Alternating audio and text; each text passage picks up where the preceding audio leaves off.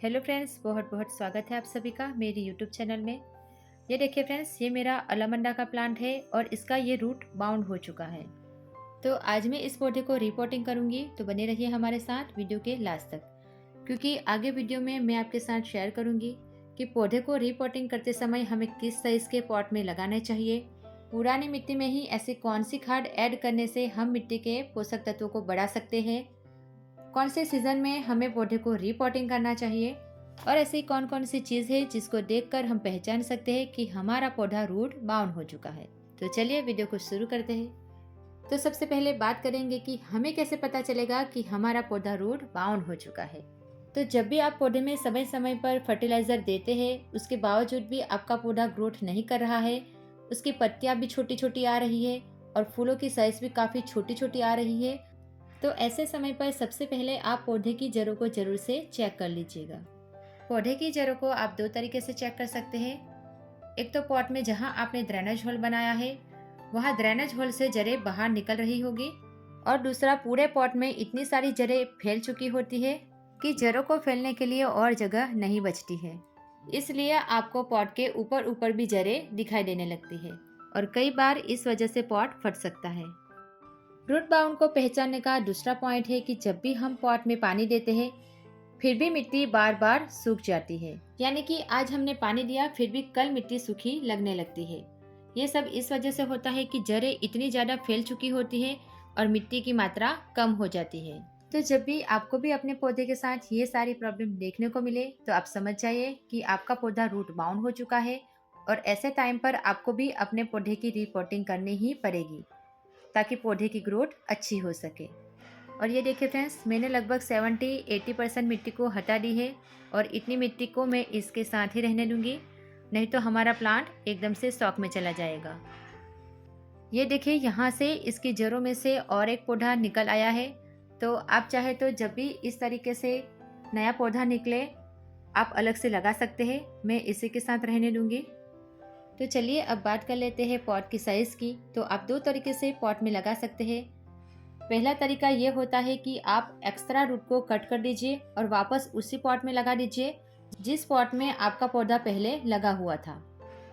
और दूसरा तरीका ये होता है कि अगर आप बिगिनर हो और रूट्स को बिल्कुल भी छेड़ना नहीं चाहते हो, तो जिस पॉट में पहले पौधा लगा हुआ था, उस पॉट की साइज से 2 इंच बड़ी पॉट की साइज में आपको पौधा लगाना है। यानी कि पहले पॉट की साइज थी 12 इंच, तो अब आपको पॉट की पसंदगी करनी पड़ेगी 14 इंच।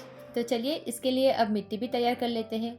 तो मिट्टी कोई मैं नई यूज़ नहीं करूँगी, ये जो भी मिट्टी है पुरानी, उसी में मैं कुछ ऐसे खाद मिलाऊंगी कि जिससे मिट्टी और भी ताकतवर हो सके। तो ये देखिए फ्रेंड्स, ये है वर्मी कंपोस्ट। आप इसकी जगह पर गोबर की खाद भी यूज़ कर सकते हैं। नेक्स्ट ये देखिए, ये है बोन मिल। अगर आप बोन मिल यूज़ नहीं करते तो इसकी जगह पर रॉक फॉस्फेट का इस्तेमाल कर सकते हैं। और इसी के साथ मैं ऐड करूँगी नीम खली। नीम खली आप ज़रूर इस्तेमाल करें, क्योंकि ये बिल्कुल ऑर्गेनिक है और इसके इस्तेमाल से पौधे की जड़ों में कीड़े भी नहीं लगते।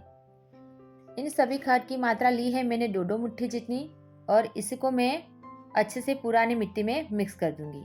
अब इस नई बनाई हुई पॉटिंग मिक्स को हमें पॉट में इस तरीके से भरना है कि ऊपर से पॉट में 2 इंच जितनी जगह खाली रहे। वैसे तो पौधे को रीपॉटिंग करने के बाद हमें ज़्यादा बातों का ध्यान रखना जरूरी नहीं होता, फिर भी कई बार ऐसी छोटी छोटी गलती के कारण हमारा पौधा बुरी तरीके से रीपॉटिंग शॉक में चला जाता है और कई बार पौधा रिकवर नहीं होता और मर भी जाता है। इसलिए मैं यहाँ पर यूज़ कर रही हूँ एप्सम सॉल्ट। एप्सम सॉल्ट यानी कि मैग्नीशियम सल्फेट। इसके इस्तेमाल करने से हमारा पौधा रीपॉटिंग शॉक में नहीं जाएगा और मिट्टी भी एसिडिक बनी रहेगी और पौधे की ग्रोथ भी काफ़ी अच्छी होगी और जो भी नई पत्तियाँ आएगी वो भी एकदम ग्रीन लश आएगी। अभी जो हमने पॉट यूज़ किया उसकी साइज़ है 12 इंच, तो उसी के हिसाब से 1 चम्मच में थोड़ा सा कम एप्सम सॉल्ट में यूज़ करूँगी। ये पानी में बहुत ही आसानी से घुल जाता है, तो आप पानी में मिक्स करके भी दे सकते हो या ऐसे ही डायरेक्ट सॉइल में भी डाल सकते हो। तो चलिए अब हम बात कर लेते हैं कि जब हमें पता चले कि हमारा पौधा रूट बाउंड हो चुका है, तो हमें पौधे की रिपोर्टिंग किस सीजन में करनी चाहिए। तो पौधे को रिपोर्ट करने का सबसे बेस्ट सीजन होता है मानसून और फरवरी का महीना। गर्मियों के दिनों में आप अपने पौधे को रिपोर्ट बिल्कुल भी मत करिएगा, नहीं तो आपका पौधा मर भी सकता है।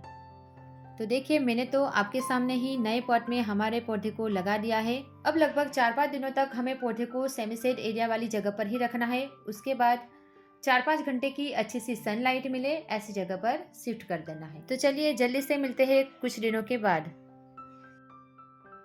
तो ये देखिए फ्रेंड्स, ये पूरे 2 महीने बाद का रिजल्ट है। आप पौधे की ग्रोथ देख सकते हो, काफ़ी अच्छी हो गई है और फूलों की साइज भी काफ़ी बड़ी हो रही है और पत्तियां भी देखिए काफ़ी ग्रीन और हेल्दी है। तो फ्रेंड्स, आप भी ऐसी कुछ छोटी छोटी बातों का ध्यान रखकर अपने पौधे को रिपोर्ट कर सकते हो।